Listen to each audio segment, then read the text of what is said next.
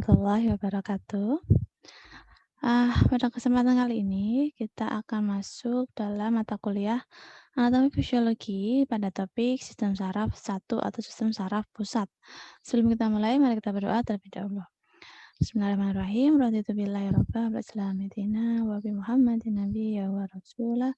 Rabbi zidni ilma warzuqni fahma. Baik, langsung saja, ayat yang Ibu ambilkan terkait dengan topik hari ini yaitu dari surat Al-Alaq ayat 15 sampai 16. Di mana di sini dijelaskan bahwa Allah telah berfirman bahwa Allah akan mencabut nyawa seorang, hambanya dengan menarik ubun-ubunnya, di mana ubun-ubun orang tersebut, dimaksud adalah bagian dari otak. Otak yang diciptakan oleh Allah, otak yang diberikan kepada makhluk hidup seperti manusia, hendaknya dimanfaatkan dengan kebaikan dan jangan sampai disalahgunakan karena akan membawa kita ke dalam api neraka. Baik, capaian pembelajaran pada hari ini harapannya mahasiswa dapat mengetahui nama-nama bagian organ, struktur anatomi dan fungsi fisiologis dari sistem saraf pusat, mengetahui nama bagian neuron dan fungsinya, mengetahui pentingnya sel Schwann dalam saraf tepi dan neurologi dalam sistem saraf pusat, serta mengetahui electrical impulse saraf dan transmisi impulsi sinapsis. Selain itu, kita juga berharap mahasiswa dapat mengetahui tipe-tipe neuron, mengetahui nama dan nomor saraf spinal dan lokasi tujuannya, mengetahui struktur dan fungsi bagian otak termasuk lobus-lobus, dan mengetahui nama bagian dari meninges serta lokasinya. Baik, fokus yang pertama yaitu kita akan membahas tentang, sistem saraf. Sebenarnya sistem saraf itu terbagi menjadi dua, sistem saraf pusat dan sistem saraf tepi. Sistem saraf pusat sendiri itu terbagi menjadi dua, yaitu otak dan sistem tulang belakang atau medula spinalis. Sedangkan otak sendiri dibagi lagi menjadi tiga bagian, yaitu otak besar, otak kecil, dan sumsum lanjutan. Sedangkan untuk sistem saraf tepi itu dibagi menjadi sistem saraf somatis atau sistem yang sadar atau disadari, dan sistem saraf otonom atau tidak disadari, di mana masing-masing dari sistem saraf somatis ini dibagi menjadi dua, yaitu 12 pasang saraf otak atau yang ada di kranial dan 31 pasang saraf sumsum tulang belakang atau namanya spinal. Sedangkan untuk saraf otonom atau saraf yang tidak disadari itu dibagi menjadi dua, yaitu saraf simpatik dan parasimpatik. Pada kesempatan ini kita akan belajar di sistem saraf pusat, yaitu tentang otak dan sumsum tulang belakang. Baik, ini adalah gambaran bahwa sistem saraf pusat yang ada di tengah ini menjadi pusat kendali, jika terjadi atau jika ada rangsangan dari internal atau internal lingkungan internal atau dari lingkungan eksternal. Ketika rangsangan sensori masuk melalui neuron, masuk diterima oleh sistem saraf pusat, maka sistem saraf pusat akan mengolah dan memberikan perintah melalui neuron motorik menuju ke, sel target atau environment internal atau environment eksternal. Nah, yang namanya sistem nervous autonomic itu artinya dari sistem saraf pusat ke neuron motorik itu dilakukan secara otonom. Sedangkan untuk sistem, somatic nervous sensory itu diberikan apabila memang memberikan, respon kepada, eksternal untuk memberikan respon motoriknya. Nah, ini adalah gambaran yang akan kita pelajari pada hari ini secara keseluruhan ada di gambar ini. Yang pertama, komponen utama dan fungsi dari sistem saraf.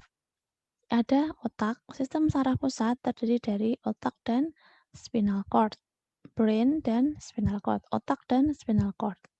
Yang mana sistem saraf pusat ini bertanggung jawab dalam integrasi, processing, dan koordinasi sensori data dan motorik komen atau perintah motorik. Sedangkan sistem saraf tepi termasuk dari salah satu dari sistem saraf yang mana sistem saraf tepi ini berada di atau percabangan dari spinal cord tadi. Nah, bagaimana kita mengetahui atau memulai kerjanya?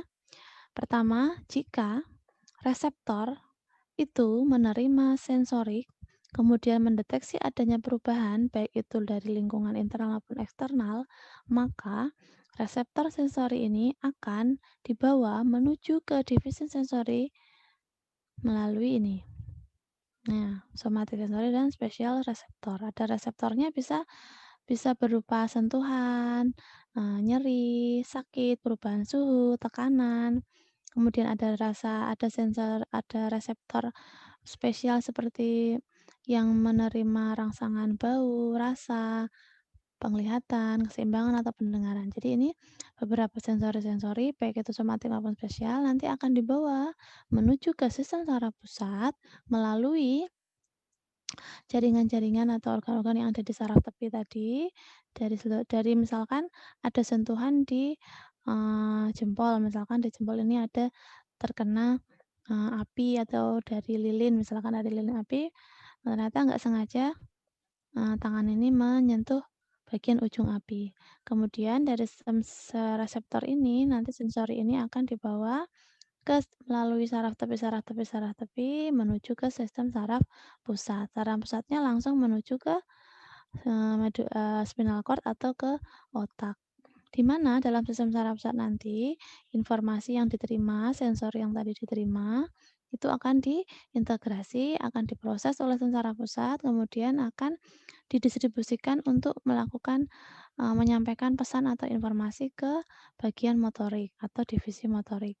Yang mana nanti harapannya dengan rangsangan ini dibawa menuju ke motorik, harapannya perintah untuk satu melakukan respon gerakan yang dilakukan oleh otot rangka atau kontraksi rangka atau memang yang, rangsangan tersebut menyebabkan, autonomic nervous system artinya tanpa kita kendalikan akan memberikan respon pada, organ-organ kerja organ tersebut yang ada dalam tubuh kita seperti jantung, otot, kelenjar, dan lain-lainnya.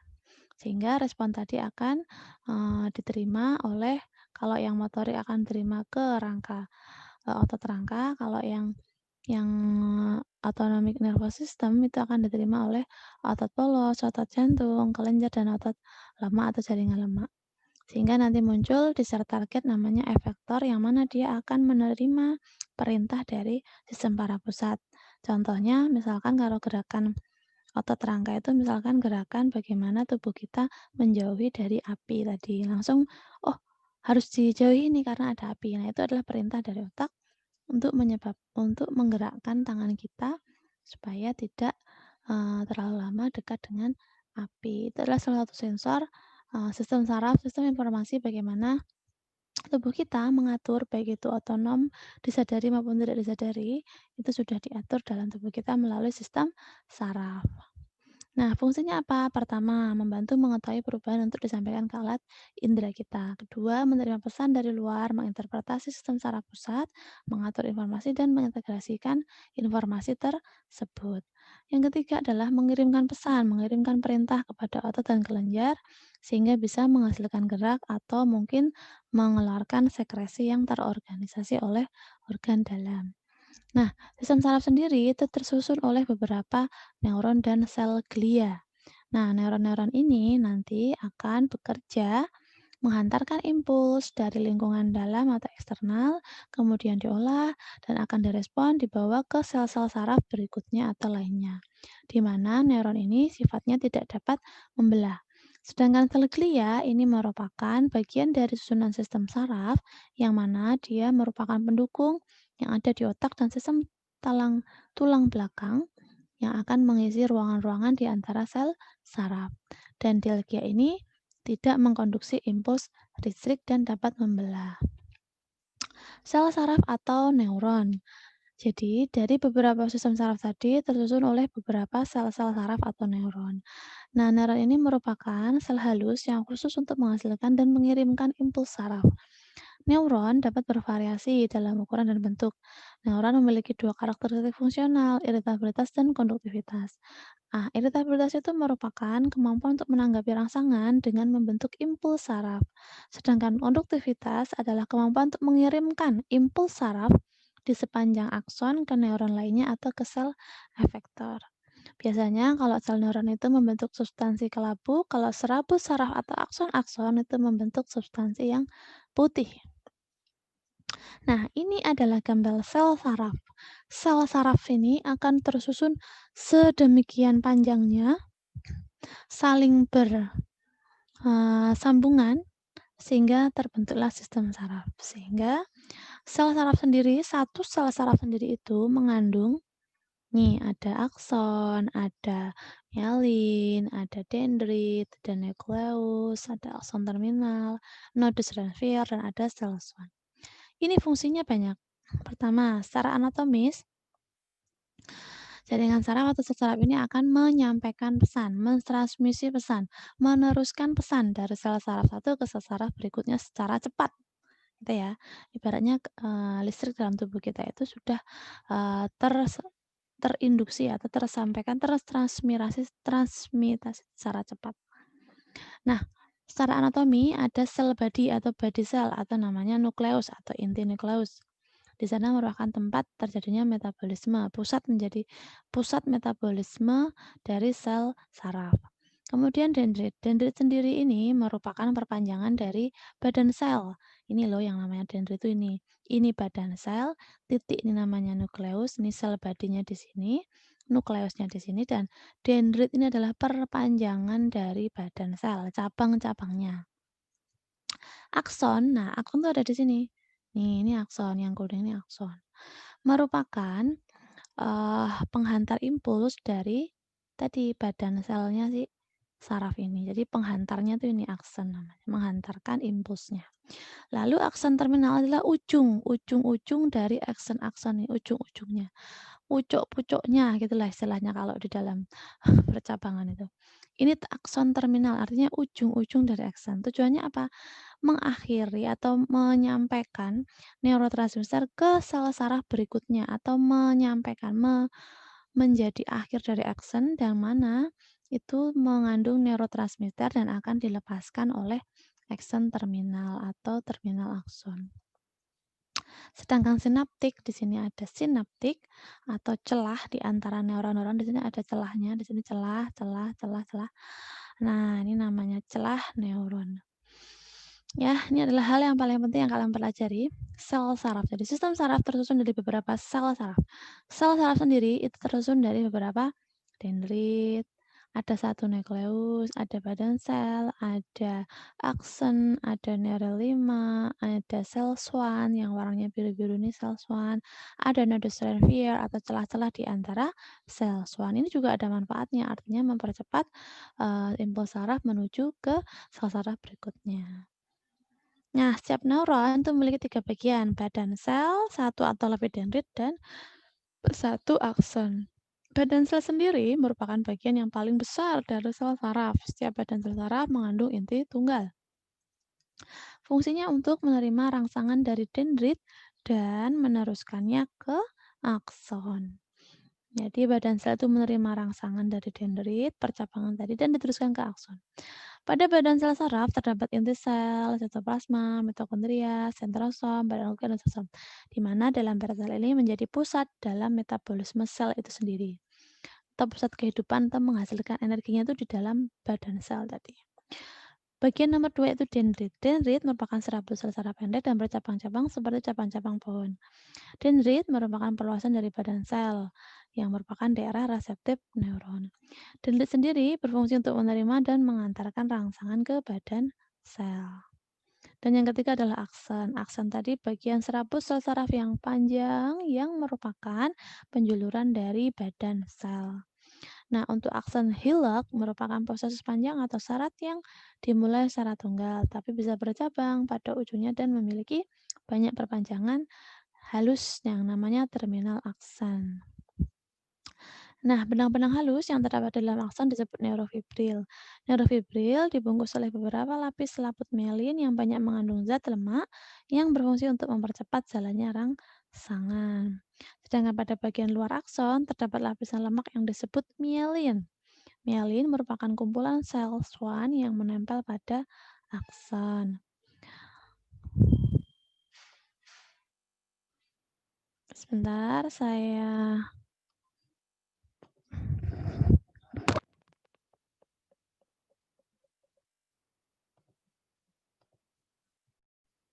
baik, saya lanjutkan sampai pada sebentar, sampai pada tadi sel ya ini. Oke, fungsi myelin adalah melindungi akson dan memberi nutrisi. Bagian dari akson merupakan celah sempit yang terbungkus oleh mielin disebut nodus Ranvier, di mana nodus Ranvier ini akan berfungsi dalam mempercepat pengantaran impuls.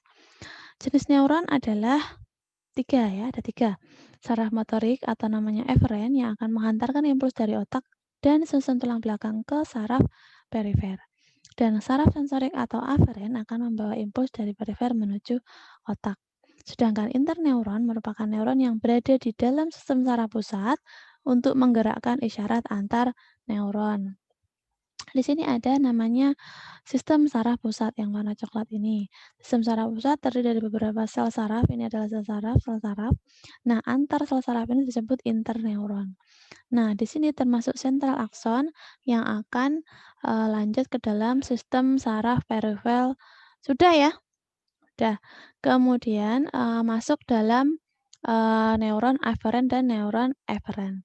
Nah, nanti untuk sensori visceral reseptor nanti akan diantarkan atau dihantarkan menuju ke aferen neuron, menuju ke sistem saraf pusat. Kemudian, maaf ya, lanjut pada sistem saraf nanti sensori atau visual reseptor akan membawa sensor atau saraf rangsangan tadi menuju ke sistem saraf pusat melalui aferen neuron. Kemudian dari sistem saraf pusat nanti akan dikeluarkan outputnya melalui eferen neuron sehingga akan dibawa menuju ke efektor organ. Nah, ini adalah beberapa fungsi dari neuron aferen, neuron eferen, dan interneuron. Ini adalah salah satu tipe-tipe neuron yang ada 3 macam, multipolar, bipolar, dan unipolar. Kalau multipolar itu adalah bentuk normalnya si sel saraf tadi, ada satu dendrit, ada satu akson, dan ada satu sel body atau body cell atau tubuh sel. Sedangkan untuk bipolar biasanya terdiri dari satu dendrit, satu akson dengan badan sel yang ada di tengahnya. Kemudian unipolar atau pseudopolar artinya memang memiliki beberapa banyak akson.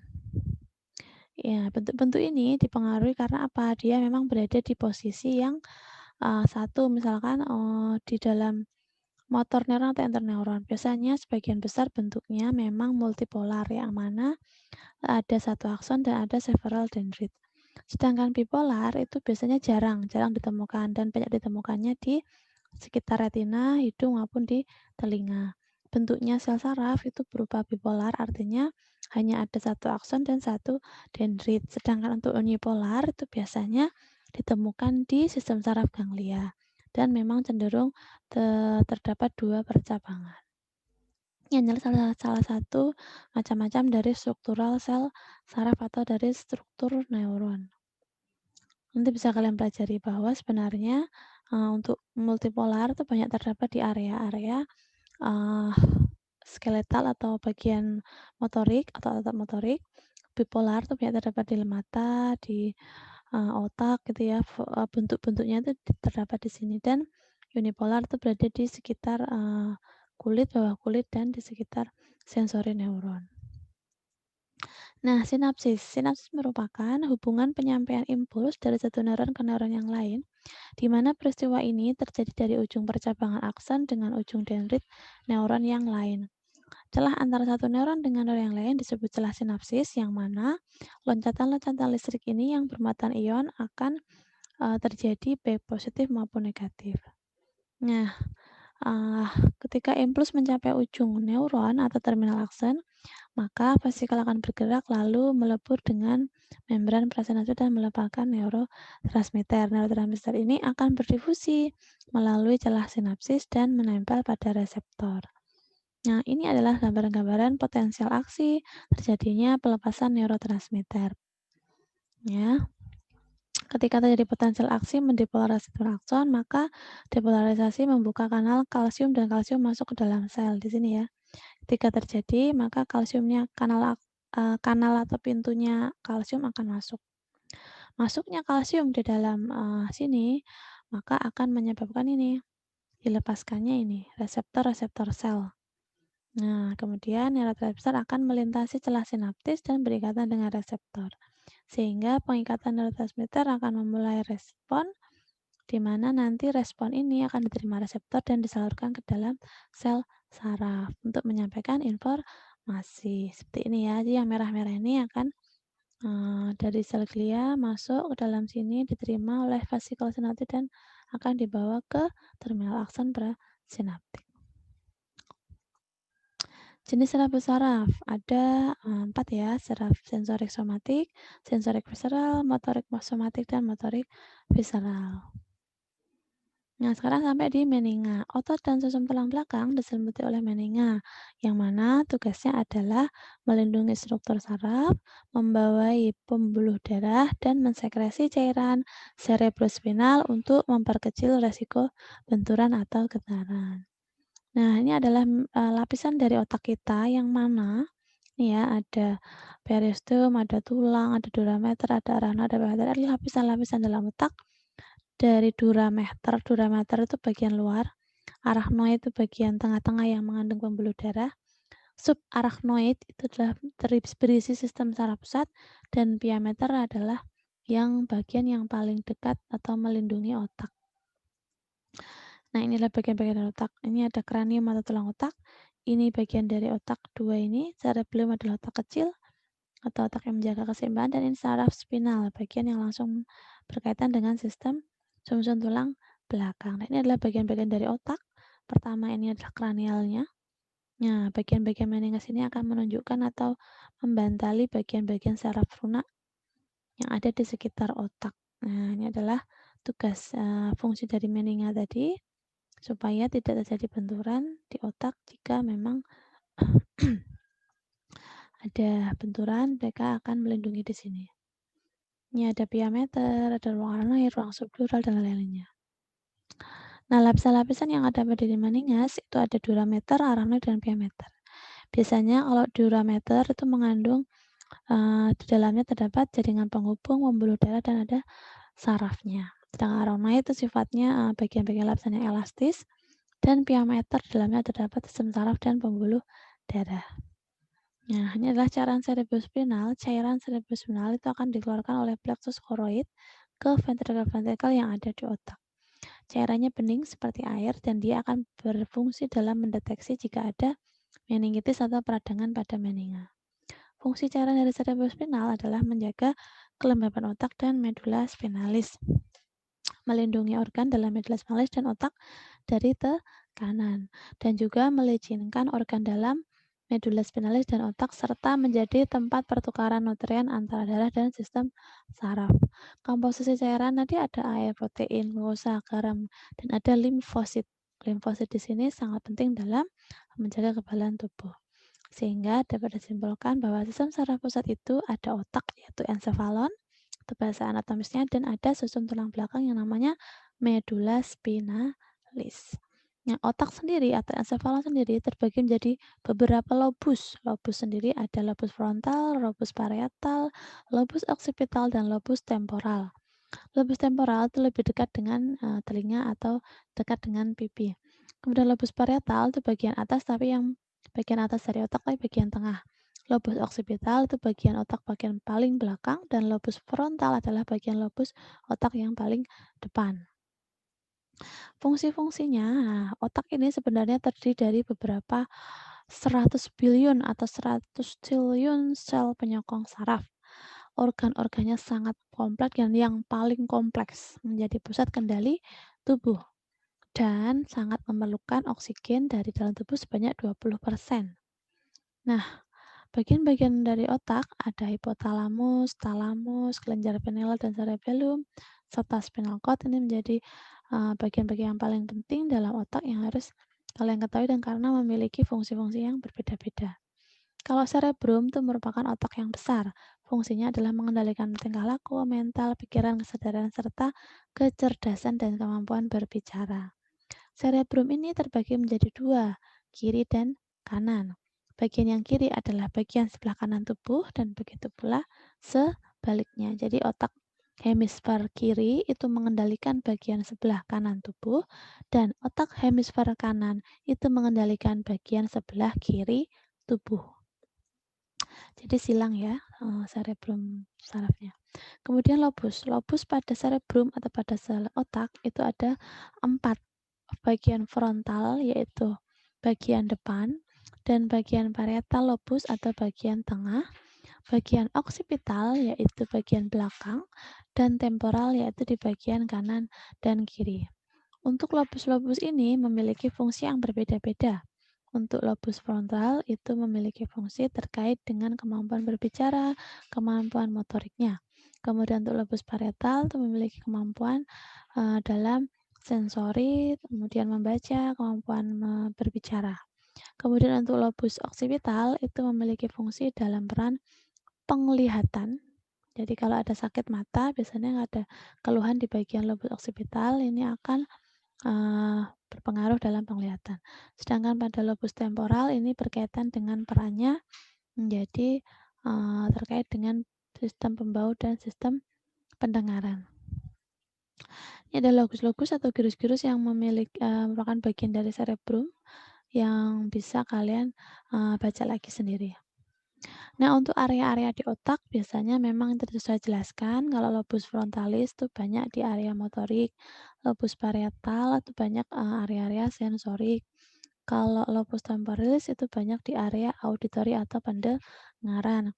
Sedangkan lobus occipitalis itu banyak di area-area visual atau penglihatan. Lobus frontalis dan parietalis juga ada berkaitan dengan bicara dan juga asosiasi.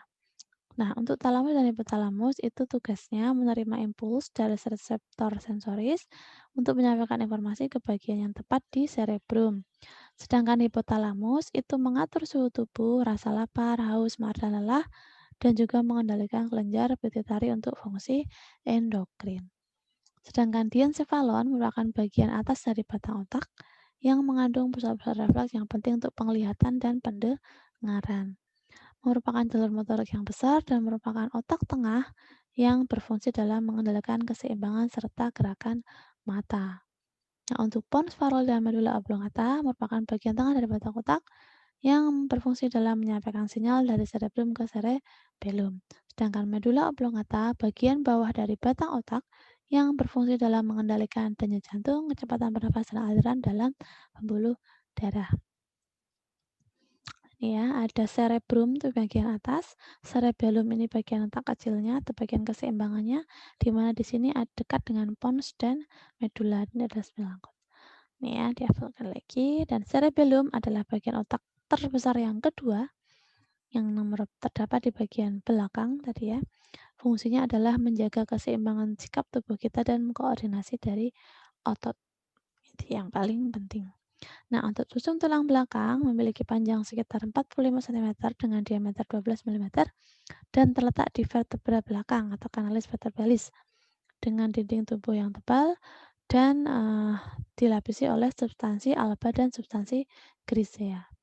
Ini bagian dari atau potongan dari sumsum tulang belakang yang mana di dalamnya kalau dipotong itu adalah seperti ini, seperti iga ya, seperti tulang iga. Nah, ini adalah tulang belakang kita yang terdiri dari beberapa bagian, baik itu bagian abu-abu maupun yang bagian putih. Di mana di dalamnya ini ada beberapa pembuluh darah, ada sistem sarafnya, ada kumpulan apa namanya?